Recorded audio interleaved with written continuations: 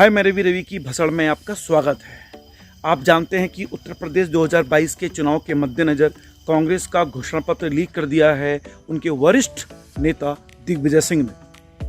पहला पन्ना उन्हें पढ़ा है, उसमें ये कहा है कि वो अनुच्छेद 370 लागू करके रहेंगे और इस पर बड़ा बवाल मचा है।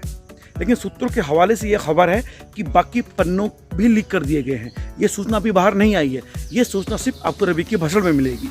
तो फिलहाल दिग्विजय सिंह के हवाले से यह खबर है कि कांग्रेस ने अपने घोषणा पत्र के दूसरे पन्ने में ये लिखा है कि कश्मीरी पत्थरबाजों को, जो इस समय बेचारे घरों में बैठे हुए हैं, उनको स्पेशल स्कीम के तहत पत्थर दिलवाए जाएंगे और फिर से पत्थरों के लिए उन्हें उकसाया जाएगा और अगर उनके हाथों में चोट आ जाएगी तो उसके लिए बिटाडाइन और बर्नोल जैसे मरहम उपलब्ध कराए जाएंगे।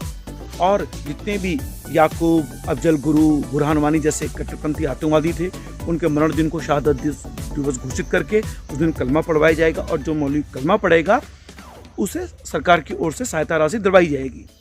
तीसरे पन्ने में लिखा गया है कि 3 तलाक और हलाला जैसे कानून जो बनाए गए हैं सरकार ने उसे रद्द किया जाएगा, शरीयत की वापसी होगी और हलाला के लिए जो कमरे अलग से नहीं है लोगों के पास, वो कमरा के लिए फंडिंग दी जाएगी और जितने भी दिन वो महिला जो हलाला करने वाला पुरुष में रहेगा उसको सरकारी सहायता दी जाएगी, प्रदान की जाएगी और 3 तलाक निश्चित रूप से हो, इसका विशेष ध्यान रखा जाएगा।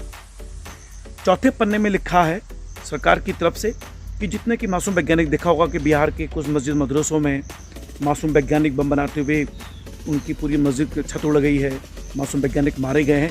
तो ऐसे मासूम वैज्ञानिक जो मदरसों में चुपके से बम बनाते हैं, ऐसे शहीद घोषित करके उन्हें 1 करोड़ रुपए की सहायता राशि दर्ज की जाएगी और ऐसे मासूम वैज्ञानिक जो बम बना रहे हैं उनको भारत सरकार की तरफ से इंटरनेशनल स्तर पे नोबेल समिति की तरफ से उनको की ओर रिकमेंड किया जाएगा कि इनको नोबेल पुरस्कार दिया जाए।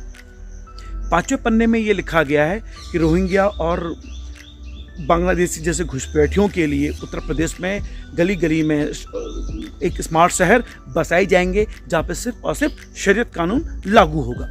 तो कांग्रेस के इस तरह के घोषणा पत्र के लीक होने से मच गई है ज़बरदस्त भसड़ और अभी तो ये पहला कुछ ही पन्ने लीक हुए हैं, बाकी के पन्ना भी आना बाकी है। जैसे ही पन्ने सामने आएंगे मैं आपको ये खबर लाते रहूँगा।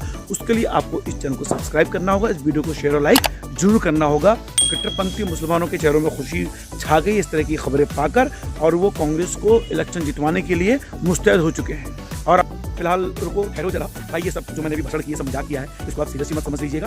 बस मैं आपसे कहना चाहता हूँ कि आप इस चैनल को सब्सक्राइब करो ताकि हम कट्टरपंथी मुसलमानों को खुश करने वाले दिग्विजय सिंह को सबक सिखा सकें, इसको औकात दिखा सकें।